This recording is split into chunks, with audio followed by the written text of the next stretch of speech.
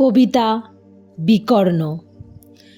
যাজ্ঞসেনীর খুলছে শাড়ি, টানছে ধরে দুঃশাসন। দায় ছিল যার গর্জে ওঠার, নিচু মাথায় সে 5 জন। দুর্যোধনের নগ্ন উরু, ইঙ্গিতে তার ধর্ষকাম। হস্তিনাপুর দেখছে বসে, ধ্বস্ত হতে তার সুনাম। অন্ধরাজা সিংহাসনে, আর্ত চেঁচান বৌমা তার। নিজের দলের নির্যাতনে সব রাজা হন নির্বিকার। কর্ণ বসে হাসছে হাহা, রাজার দলের লোক তো সে।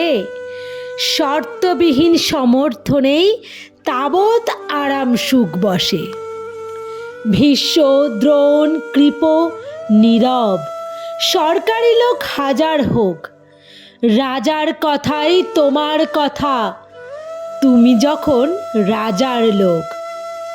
খলশকুনি দেখছে সবই, বস্তুত সে ধ্বংস চায়। ঘরের মাটি লাল হয়ে যাক দেশ বিভাগের যন্ত্রণায়। সুশীল সভায় ঘটছে যখন রাজ অপরাধ জঘন্য, ঠিক তখনই তার বিরোধে চেঁচিয়ে ওঠেন বিকর্ণ।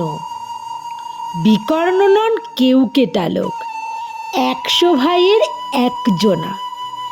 তেমন করে এর আগে কেউ তার কথাটাই জানতো না। যতুগৃহে কারেন নীরা, অন্তত তা নেই লেখা। ভীমকে যখন বিষ খাওয়ালো, তখনও তার নেই দেখা।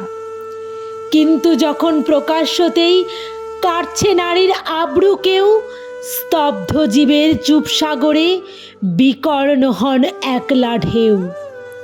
চেঁচিয়ে ওঠেন রাজার কুমার যুবরাজের বিরুদ্ধেই। মহাবলী পাণ্ডবেরও তখন গলায় সে সুর নেই। রাজাও যখন নীরব থেকে সায় দিয়ে যায় ধর্ষণে, ঠিক তখনই সমস্ত যুগ বিকর্ণদের সর্ষণে। আমরা যারা কিচ্ছুটি নই, একটি মোটে ভোট কেবল, অত্যাচারের সামনে এলে সঙ্গী শুধু চোখের জল।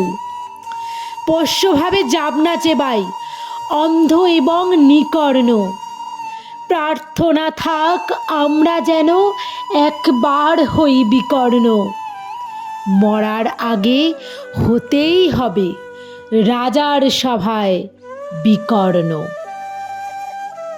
গত 9ই আগস্ট 2024 তিলোত্তমা কলকাতার বুকে আরেক তিলোত্তমার উপর যে পাশবিক অত্যাচার করে তাকে ধর্ষণ এবং খুন করা হয়, তার প্রতিবাদে আজকে রাজ্য তথা দেশের সর্বস্তরের মানুষ একত্রে মানববন্ধন গড়ে প্রতিবাদে নেমেছে।